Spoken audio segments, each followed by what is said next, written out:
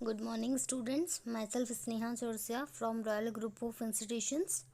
BBA third year में आपका एक सब्जेक्ट है फंक्शनल मैनेजमेंट, जिसके सभी टॉपिक्स को हम इस पीपीटी के थ्रू कवर करेंगे।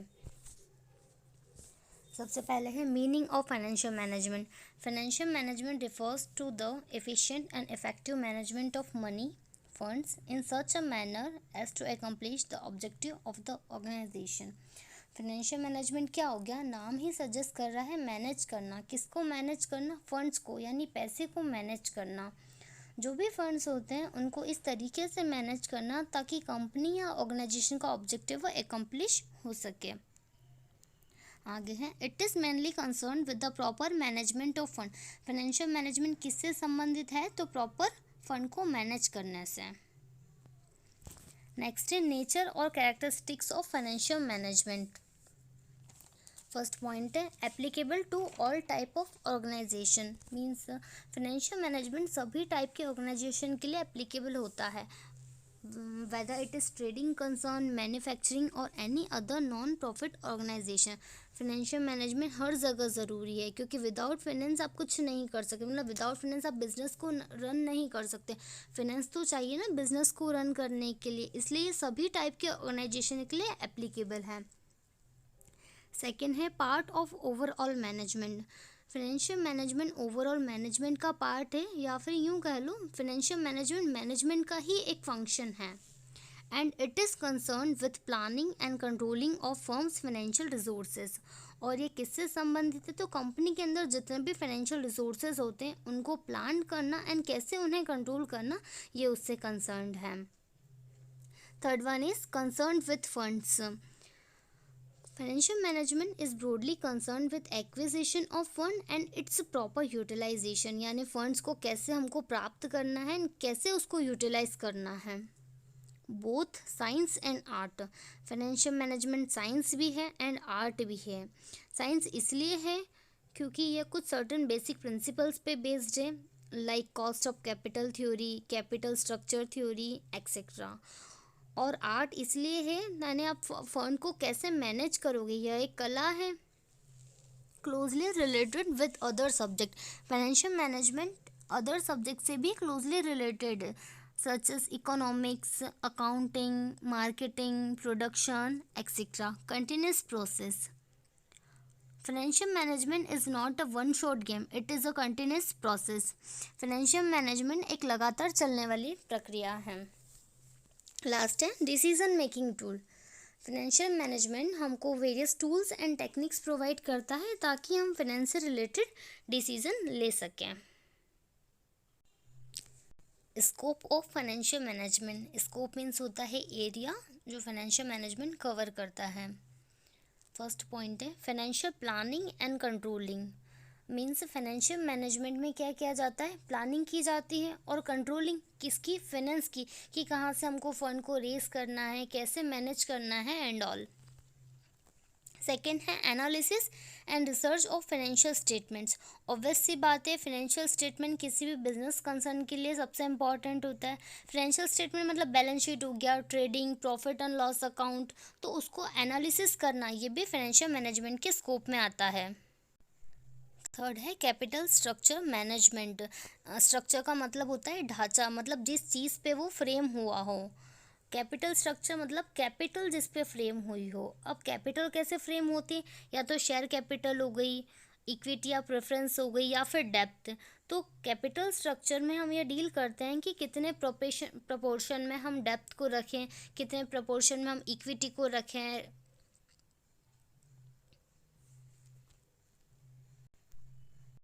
ये पूरा स्ट्रक्चर जो हम डिसाइड करते हैं उसको बोलते हैं capital structure management. Fourth point है रेजिंग कैपिटल। हम कैपिटल कहाँ से रेज करेंगे? लॉन्ग टर्म से या शॉर्ट टर्म इन्वेस्टमेंट से, मतलब किस सोर्स से हम कैपिटल को रेज करेंगे, होता है रेजिंग कैपिटल।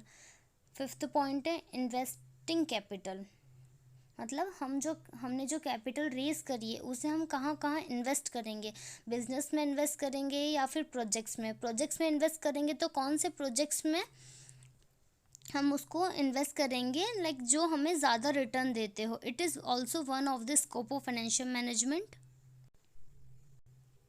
लास्ट पॉइंट है managing and monitoring finance and risk. Financial management में हम कैपिटल रेज करना, इन्वेस्ट करना ही नहीं करेंगे, बल्कि बिजनेस में जो भी रिस्क है फाइनेंस से रिलेटेड, हम उस रिस्क को भी देखते हैं। रिस्क दो टाइप की होती है, एक सिस्टमेटिक रिस्क होती है, एक अनसिस्टमेटिक रिस्क होती है। सिस्टमेटिक रिस्क वो होती है जो सभी को होती है, और अनसिस्टमेटिक रिस्क वो होती है जो यूनिक होती है। यूनिक का मतलब जो पर्टिकुलर यूनिट या इंडस्ट्री को होती है, जो सबको नहीं होती, वो रिस्क अनसिस्टमेटिक रिस्क होती है। रिस्क को बीटा से इंडिकेट करते हैं। नेक्स्ट टॉपिक है meaning of financial planning. Financial planning, plan करना, यानी किस चीज़ को प्लान करना, फाइनेंस को प्लान करना। मीनिंग पढ़ते हैं। Financial planning is a process of estimation of capital necessary for accomplishing the organisations business activities. Financial planning एक प्रोसेस होती है जहाँ पे एस्टिमेट किया जाता है कि एक ऑर्गेनाइजेशन में जितनी भी बिजनेस एक्टिविटी होंगी उसको पूरा करने के लिए कितने कैपिटल की रिक्वायरमेंट है। तो इस चीज़ को एस्टिमेट करने की प्रोसेस को हम फाइनेंशियल प्लानिंग कहते हैं। Financial management is the process of framing financial policies in relation to procurement, investment and administration of fund of an enterprise. Financial planning एक प्रोसेस है जहाँ पे बहुत सारी पॉलिसी से, रूल से कि क्या करना है, कैसे कंट्रोल करेंगे, सारी पॉलिसीज़ को फ्रेम करेंगे, और किस चीज़ से रिलेटेड ये पॉलिसीज़ होंगी, हमारी कैपिटल फंड्स जो बिज़नेस में चाहिए उसको कैसे एक्वायर किया जाए, प्रोक्योर किया जाए, उसको कहाँ कहाँ इन्वेस्ट किया जाए, मतलब किस किस प्रोजेक्ट में पैसा लगाया जाए, और जो पैसा हम लगा रहे हैं उसको कैसे एडमिनिस्टर किया जाए, देखा जाए कि वो सही जगह लग रहा है कि नहीं, प्रॉपर यूटिलाइज हो रहा है कि नहीं, कहाँ कम करना है, कहाँ ज़्यादा करना है। इस प्रोसेस को प्रॉपर यूटिलाइज करना, इस प्रोसेस को प्रॉपर एडमिनिस्टर करना फाइनेंशियल प्लानिंग कहलाता है।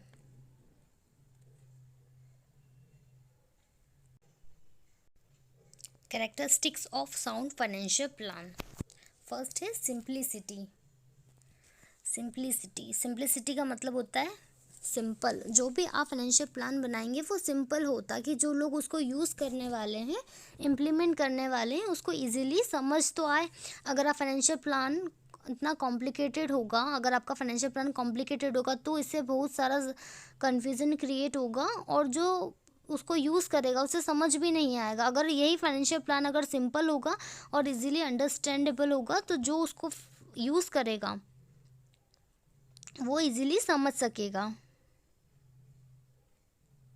सेकेंड है फ्लेक्सिबिलिटी। फ्लेक्सिबिलिटी का मतलब होता है चेंजेस। अगर आप कोई भी प्लान बना रहे हैं वो रिजिड नहीं होना चाहिए। अगर रिजिड का मतलब ऐसा नहीं कि सिचुएशन चेंज हो रही है बट हम हमारे प्लान को चेंज नहीं कर पा रहे हैं। मतलब the capital structure of a company should be flexible enough to make necessary adjustment. मतलब कंपनी का कैपिटल स्ट्रक्चर फ्लेक्सिबल होना चाहिए ताकि सिचुएशन के अकॉर्डिंग हम नेसेसरी एडजस्टमेंट कर सकें। लिक्विडिटी, थर्ड पॉइंट है liquidity. Liquidity means the capacity of the business to pay its operating expenses and other short term debts in time. Simple language में liquidity का मतलब होता है जो आपको शॉर्ट टर्म खर्चे जो हैं वो आप टाइम पे कर पाएँ। नेक्स्ट है कंटिंजेंसीज। कंटिंजेंसीज मतलब आकस्मिक व्यय, जो खर्चे अचानक से बिजनेस में आ जाते हैं। The financial plan of a business should also be prepared considering the contingencies of business। मतलब जो फाइनेंशियल प्लान है बिजनेस का उसको बिजनेस की कंटिजेंसी को कंसिडर करके बनाना चाहिए। लास्ट है economy. The financial plan should be made in such a manner that the cost of the capital procurement should be minimum। मतलब जब आप कैपिटल रेस करते हैं, जैसे शेयर्स से कर ली या डिबेंचर से कर ली, इक्विटी या प्रेफरेंस शेयर से कर ली, लोन ले लिया, तो ओवरऑल कॉस्ट ऑफ कैपिटल जो हमारी है वो मिनिमम रहे। नेक्स्ट टॉपिक है फाइनेंस फंक्शन।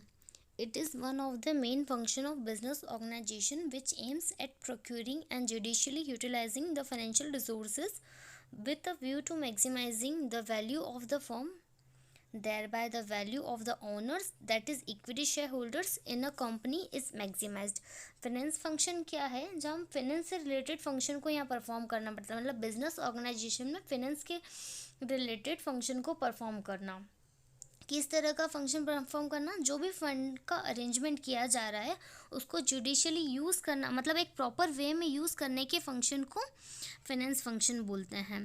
दैट इज़ मतलब यूज़ करके रिटर्न भी देना, वैल्यू इंक्रीज़ करनी हमारे इक्विटी शेयर होल्डर्स की और हमारे बिजनेस की। जैसे कि फर्म की वैल्यू बढ़ेगी, उसी के रिस्पेक्ट में ऑनर की भी वैल्यू बढ़ेगी। ऑनर का मतलब यहाँ पे शेयर होल्डर्स है, जो इक्विटी शेयर होल्डर्स है उनकी भी वैल्यू बढ़ेगी। नेक्स्ट है फाइनेंशियल डिसीजंस।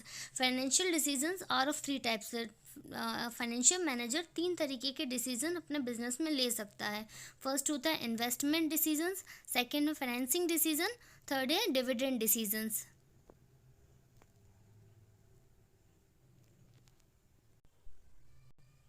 अब इन्वेस्टमेंट डिसीजंस क्या होते हैं? तो जो फाइनेंशियल मैनेजर होता है वो क्या लेता है? इन्वेस्टमेंट डिसीजंस मीन्स जो फंड उसके पास अवेलेबल है उन फंड्स को वो कहाँ इन्वेस्ट करे। लाइक कोई भी बिजनेस कंसर्न होती है तो वो अपनी कैपिटल को या अपनी फंडिंग को ऐसी जगह इन्वेस्ट करना चाहती है जहाँ पे उसको मैक्सिमम रिटर्न आए। तो बीइंग अ फाइनेंशियल मैनेजर ये डिस्कस करना पड़ता है कि हम अपने फंडिंग्स को ऐसी कौन सी जगह इन्वेस्ट करें ताकि हमें ज़्यादा से ज़्यादा रिटर्न मिल सके। तो सबसे पहले वो 2 चीज़ों पे फोकस करता है कि इन्वेस्टमेंट जो है वो उसका लॉन्ग टर्म इन्वेस्टमेंट करे या शॉर्ट टर्म इन्वेस्टमेंट करे।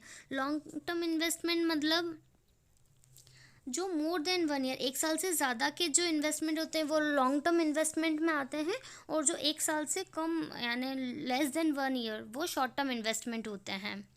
सेकेंड है फाइनेंशियल डिसीजंस।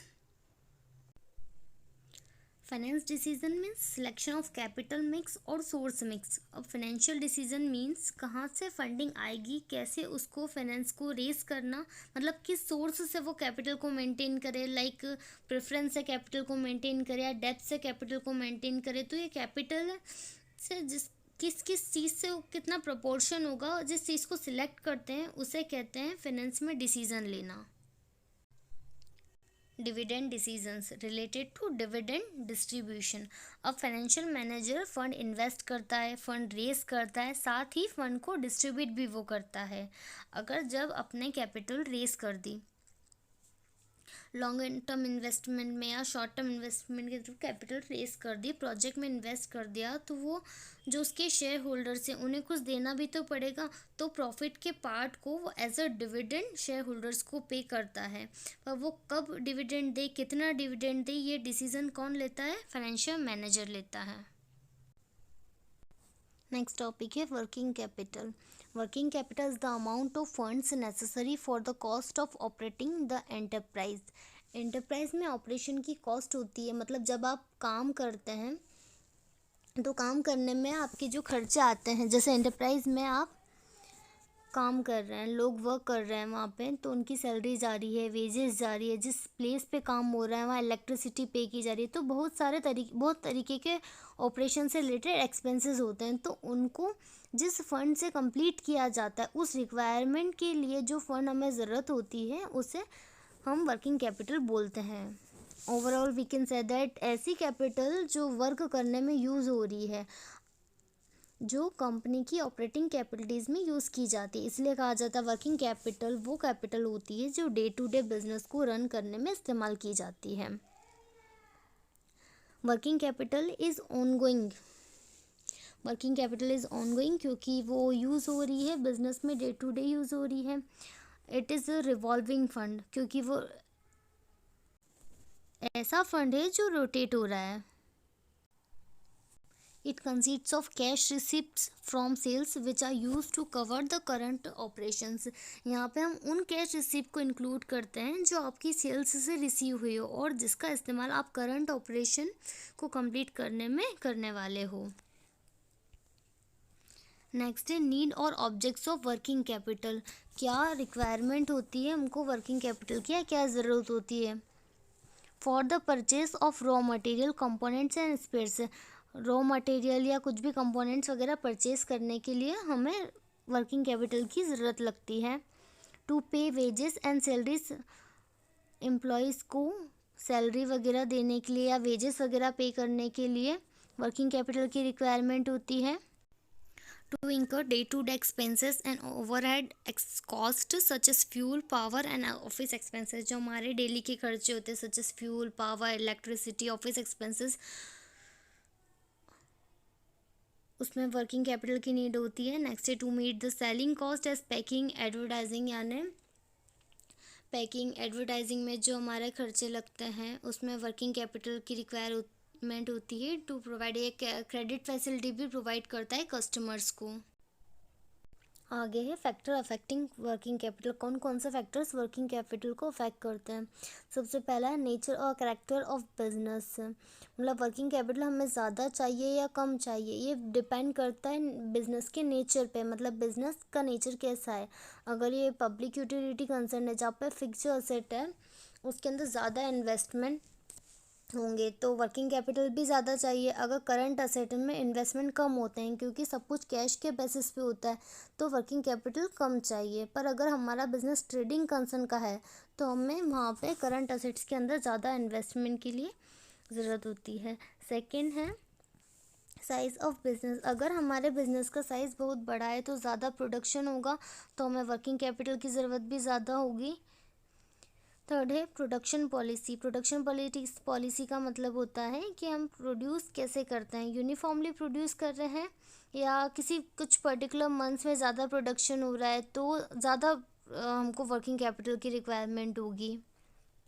नेक्स्ट है मैन्युफैक्चरिंग प्रोसेस, मतलब हम रॉ मटेरियल परचेज करते हैं, प्रोडक्शन करते हैं, रॉ मटेरियल परचेज करा, प्रोडक्शन हुआ, फिनिश गुड्स में कन्वर्ट हुआ और फिर उसे गोडाउन में भेजा जाता है। मतलब जितना ज़्यादा मैन्युफैक्चरिंग प्रोसेस लंबा होगा उतना ही वर्किंग कैपिटल की रिक्वायरमेंट हमको ज़्यादा लगेगी।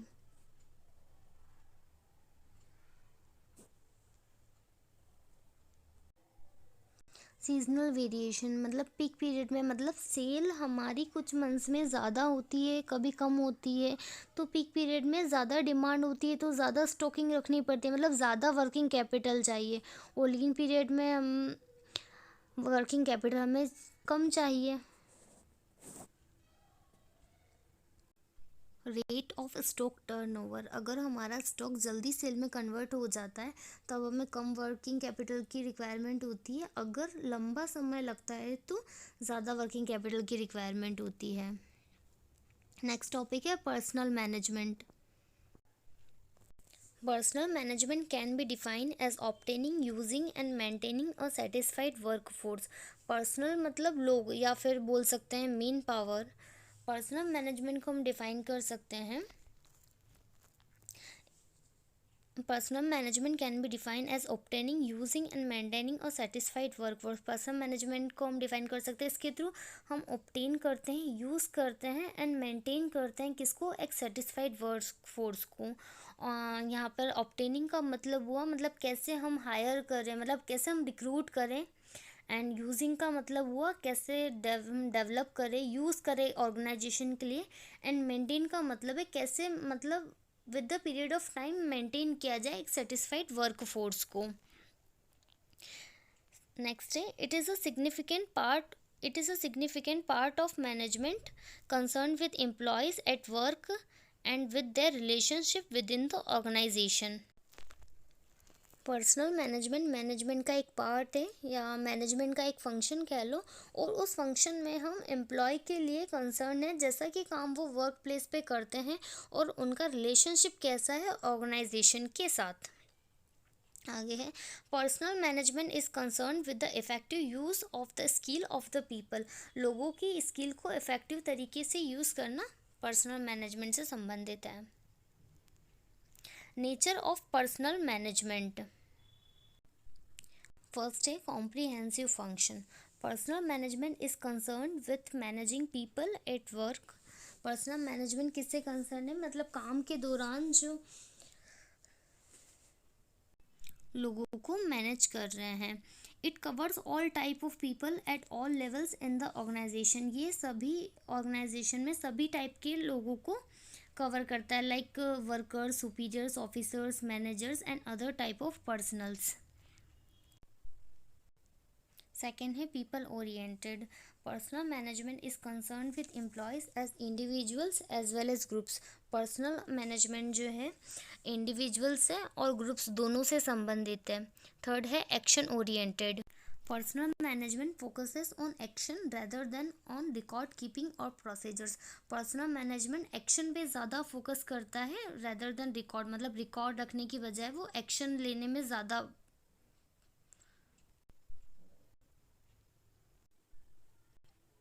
हर एम्प्लॉय एक इंडिविजुअल की तरह ट्रीट किया जाता है इसके अंदर, ताकि उसको सर्विसेज प्रोवाइड की जा सके और उसकी ग्रोथ मिल सके.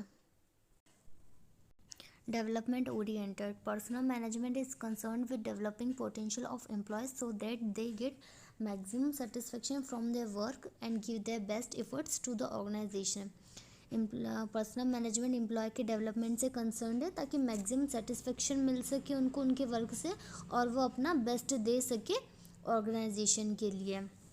नेक्स्ट है परवेसिव फंक्शन. परवेसिव का मतलब होता है मतलब हर जगह पे है. Personal management is inherent in all organization and at all levels. Personnel management सभी ऑर्गेनाइजेशन में सभी लेवल पे वर्क करता है. नेक्स्ट है कंटिन्यूस फंक्शन. ये एक कंटिन्यूस फंक्शन है और ये फ्यूचर ओरिएंटेड भी है. आगे है objectives of personal management. Personal management के क्या ऑब्जेक्टिव्स होते हैं. फर्स्ट है यूटिलाइजेशन ऑफ रिसोर्सेज, मतलब रिसोर्सेज को एफिशिएंटली एंड इफेक्टिवली यूज़ किया जाना चाहिए लोगों के द्वारा, एम्प्लॉयज़ के द्वारा. सेकेंड है good organizational structure to establish and maintain an adequate organize structure of relationship among all the members.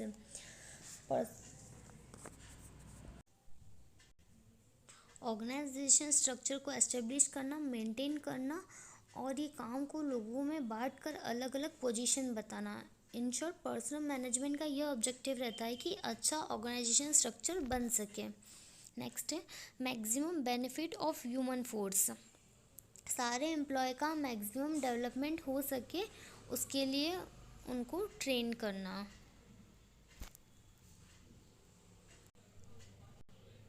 To provide welfare facilities, welfare facilities provide करना.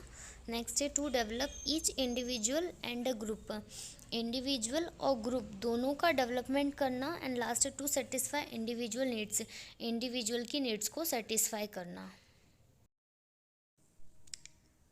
नेक्स्ट टॉपिक है करियर प्लानिंग. सबसे पहले है definition. Career planning is a process of systematically matching career goals and individual capabilities with opportunities for their fulfillment. Career planning एक process है systematically जिसमें कि हम मैच करते हैं करियर के गोल्स को, जो भी इंडिविजुअल की कैपेसिटी होती है तो उनको जो अपॉर्चुनिटी मिल रही है उसको फुलफिल करते हैं.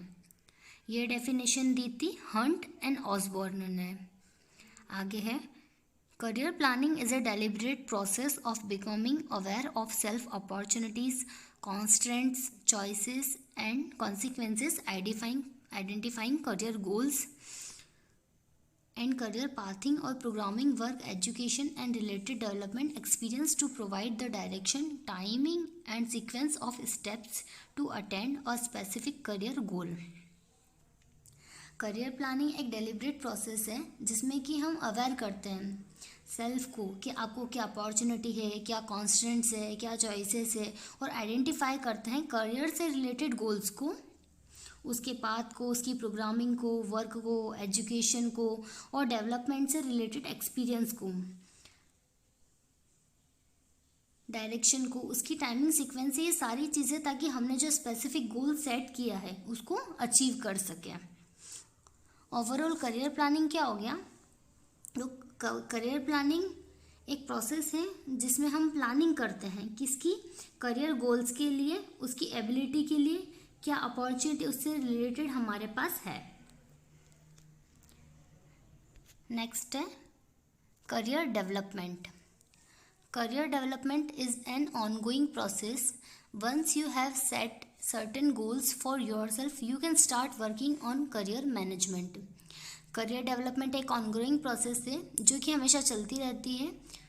हम क्या करते हैं, कुछ सर्टेन गोल्स सेट कर लेते हैं हमारे लिए और फिर उसके साथ उन गोल्स पे वर्क करना स्टार्ट कर देते हैं और उसका मैनेजमेंट करते हैं. आगे, career development can help you keep track of where you see yourself in your career trajectory in order to achieve growth, sustainability, new skills, constant learning in your career planning and development.